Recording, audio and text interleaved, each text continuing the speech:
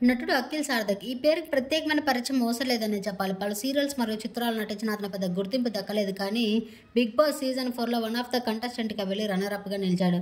ఆ తర్వాత ఓటీటీలో కూడా అతనికి ఓటమి ఎదురైందనే చెప్పాలి. అందులో కూడా రన్నర్-అప్గానే నిలిచాడు. అయితే బిగ్ బాస్ తర్వాత కొంత ప్రేక్షకాభిమానాన్ని దక్కించుకున్నాడు అఖిల్ సార్థక్.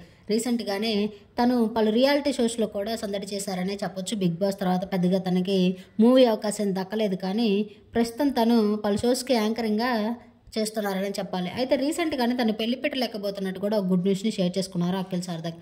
అయితే నిన్న హైదరాబాద్లోని ఎలివ్ సలూన్ అనే ఒక సలూన్ని ఓపెన్ చేశారు. అందుకు గెస్ట్గా ఆయన నాగార్జున గారిని పిలిచారు. అయితే నాగార్జున గారు తనతో 30 నిమిషాలు టైం స్పెండ్ చేసిన ఆ సమయాన్ని తను ఎప్పటికీ మర్చిపోలేనంటూ ఇచ్చిన మాటను నాగార్జున గారు నిలబెట్టుకున్నారంటూ ఆయనకు చాలా గ్రేట్ఫుల్ అంటూ ఆయన తనతో ఉన్న కొన్ని బ్యూటిఫుల్ మూమెంట్స్ని వీడియో రూపంలో షేర్ చేసుకుంటూ ఆయన తెలియజేశారు.